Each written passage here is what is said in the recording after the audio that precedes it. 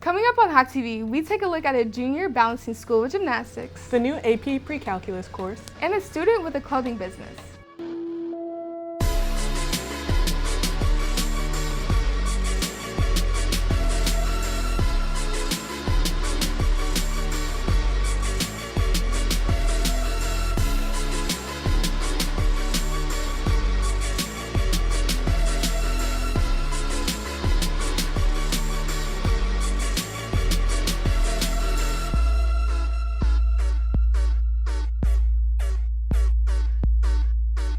Good morning, Hebron High School. I'm Landry Dale. And I'm Reagan Mitchell. And this is Hawk TV for Friday, September 8th.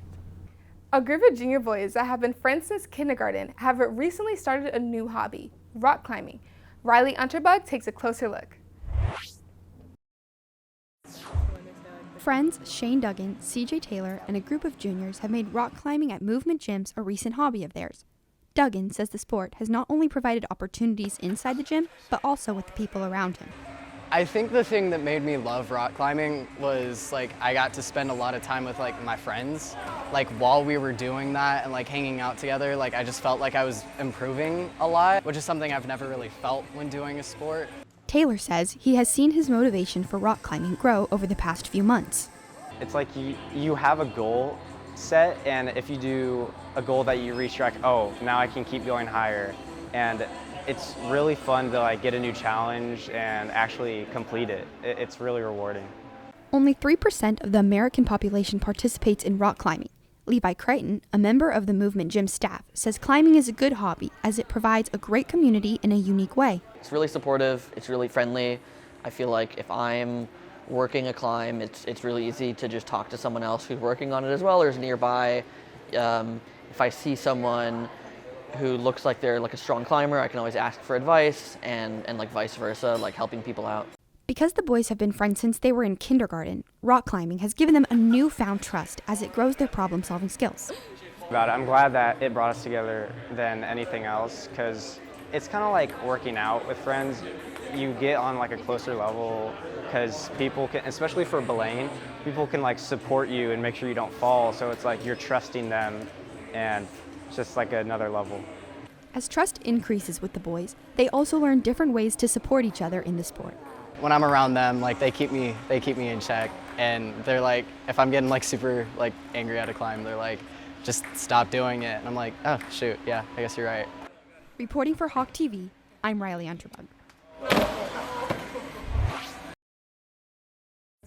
Thank you, Riley. Check out movement gyms in Plano if you're interested.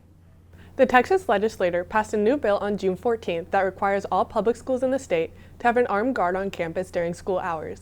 Lainey Spoto takes a look at how this is affecting the district.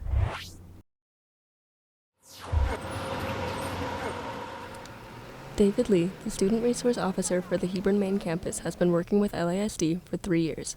After learning about the new Texas Guard policy, Lee thinks all parties involved will benefit from these changes. I can only be at one place at one time, but when I have resources like guards, they're able to do other safety checks. They'll do door checks. They'll, challenge people who don't have IDs, and they're kind of like my second eyes and hands around. So, the policy requires all guards on campus to be armed. While he has some concerns about it, Lee says that these new changes will be helpful. It does worry me that, knowing that there's going to be more than one weapon on campus, but at the same time, with the proper training and with the proper, education, all that stuff, I think, we'll be able to work pretty well together. Junior Arabella Arredondo has been in Texas schools her whole life and a student at LASD since her 9th grade year. She voices her opinion on the new guard policy. It's kind of sad that we as a society have gotten to this point where schools need to have guards, even armed, on campus at all times every day. Lee and Arredondo address the worries that parents and students may have around the presence of armed guards. I can see why that's uncomfortable, but really the fact that we have more resources out there, protecting our kids to make sure that they can just do what they need to do, which is, being a student, I want them to just stay positive about that. I think it makes me a little bit uncomfortable knowing that someone that I don't really know just has an armed weapon, but I know that, they are here to protect us and everyone inside this campus. So in a way, that's more reassuring. Reporting for Hawk TV, I'm Lainey Spoto. Thanks, Lainey. If you have any questions or concerns about the new policy, feel free to email Officer Lee. We decided to turn a classic board game, Guess Who, life-size, using students to see if they can guess who. Yes. Hi, my name is Jaden. I'm Avery. I'm Aiden. I'm Lindsay. I'm Brandon. I'm Noah. Hi, I'm Alana. Hi, I'm Anijah. Hi, I'm Haley. Hi, I'm Alexa. And we're playing Guess Who! Your person look like they watch reality TV. Yeah. They do I look think like. so. Okay, you can leave. You can leave. Me? You don't look like you watch reality TV. I don't. Okay. So why are you? Okay. Does your person look like they would enjoy going to a Taylor Swift concert? No. So they wouldn't go. Probably not. Okay, you, and you. I actually went to the Taylor Swift concert with Alana, so it's like crazy. Yeah, that's crazy. Wait, does your person look like they'd enjoy reading? I don't think so. You enjoy reading. I actually don't. Oh. Okay. You're so bad at this. Does your person look like they would own a fan account for like a celebrity? No? Okay, you're up. Is it Noah? No, it was Anijah. Wait, you're joking! I wasn't. Oh, wait! Yeah, no, wait, oh, I messed up again! Because you look like you would own a fan account. Who? I don't know! No celebrity. YNW Melly.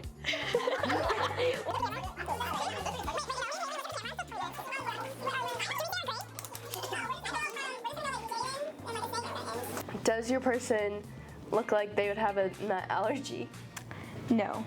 No. You can go in the back. Bridget. That's tragic.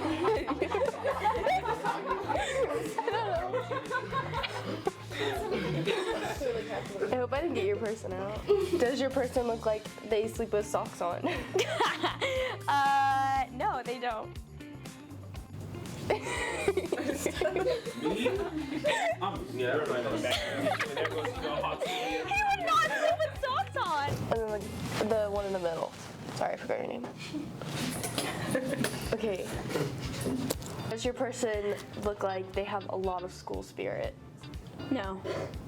Okay, so you two are out. It was him, wasn't it? It was Aiden. You're so... Aiden does not look like he would sleep with socks on.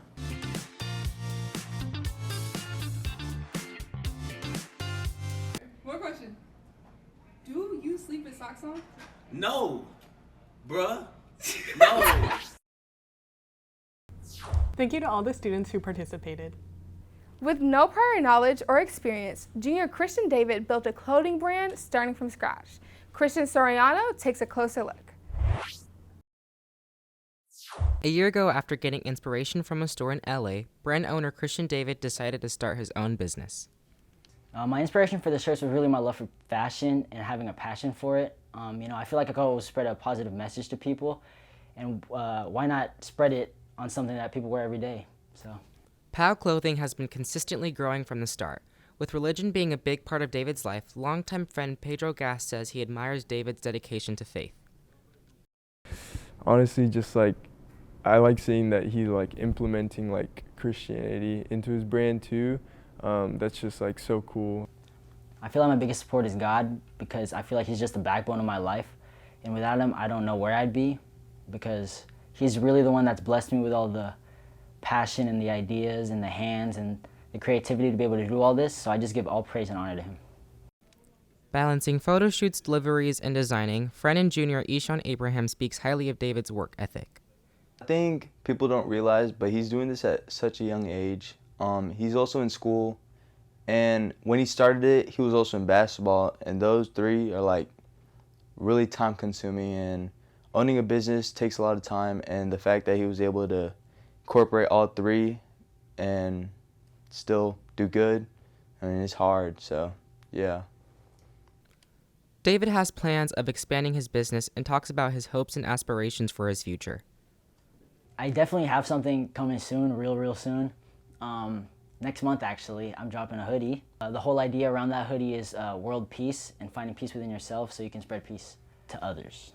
Yeah, I definitely see the brand expanding and growing in the future, and I feel like it's something that will be in my future and something that I do, like, as a job. But honestly, I'm just giving it all up to God and letting Him take the wheel, and because I know He has a plan for me, and that I know that plan's gonna prosper me, so I'm just letting Him do everything. So. Reporting for Hawk TV, I'm Christian Soriano. Thank you, Christian. You can find David's clothing at Palco on Instagram. A lot has changed within the math department since May. A popular course is no longer being offered, and a new course is now available for students to take. Mira Morelli takes a look at the change and its effect on students. When the College Board announced the creation of an AP pre-calculus curriculum last year, schools across the country debated whether they should bring the course into their classrooms. LISD was one of the districts that chose to replace honors pre-calc with the new AP course. Starting this fall, the school eliminated the honors course and now only offers regular and AP options.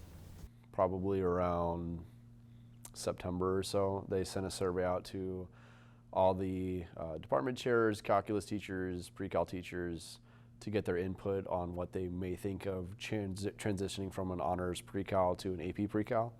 So once we decided that it was going to be offered, the district made the decision that we're just going to offer AP pre-cal only and kill the honors course. Not everyone supports the decision. Some students, including junior Avery Bell, wish the honors course was still an option. I'm not a math-oriented person, and I probably will struggle more in AP than I would in honors, and it would probably affect my GPA more, so. I said limit of f of x. Typically, AP courses are significantly more rigorous than their honors counterparts. However, according to pre-calculus teacher Brad Berry, things are a little different with the new course.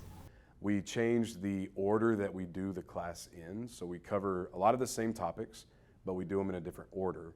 And we go a little bit deeper than we have in the past. One of the big differences, I guess, is that when it's an AP course, College Board is who sets the curriculum for it.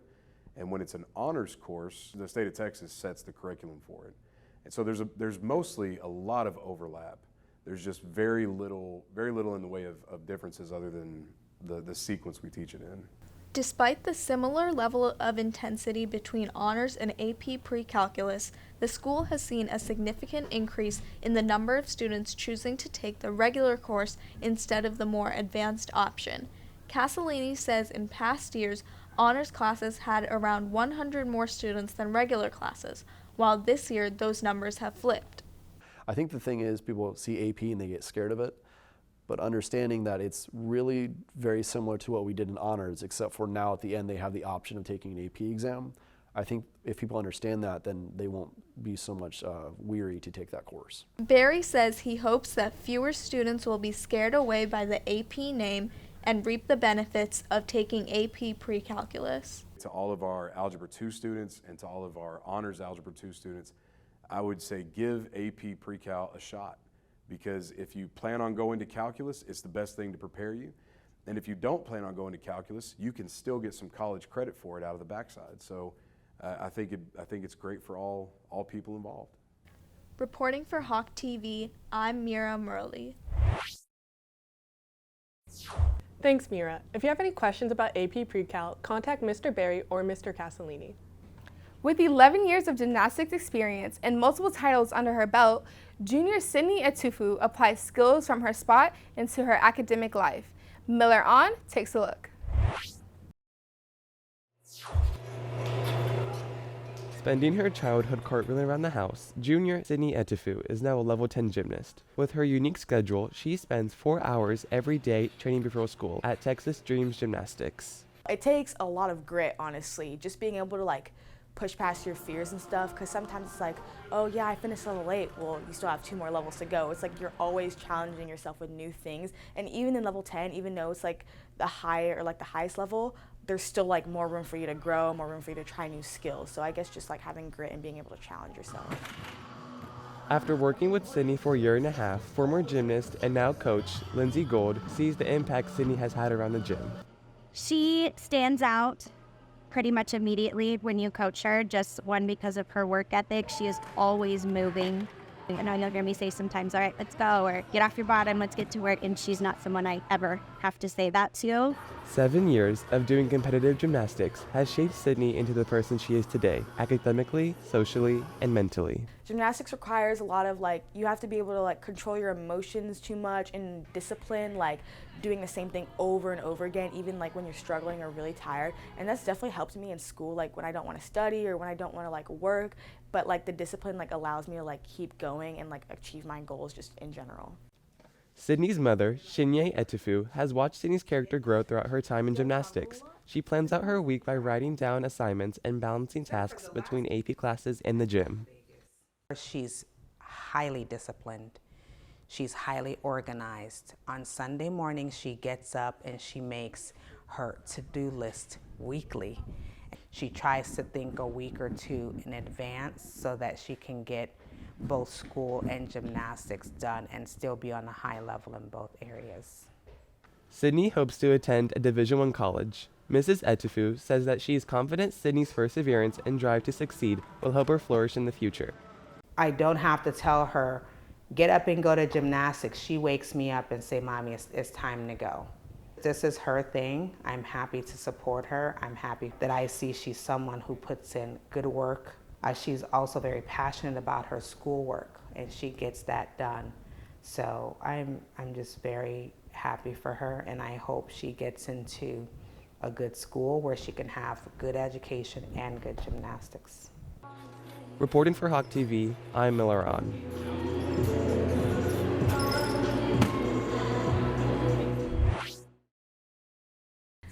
Thanks, Miller. Sydney will participate in a mock meet in December, and her first official meet of the season will start early January. In sports news, the varsity football team will be competing at the Brian Brazel Stadium tonight at 7:30 p.m. The girls' volleyball team plays in Marcus at 6:30 p.m. And the water polo team will also be playing against Marcus, with girls starting at 5:30 p.m. and the boys starting at 7. That's it for today's episode. I'm Reagan Mitchell. And I'm Landry Dale. Have any story suggestions? Send us a message through one of our social media accounts. And make sure to follow us on Twitter, Instagram, and TikTok.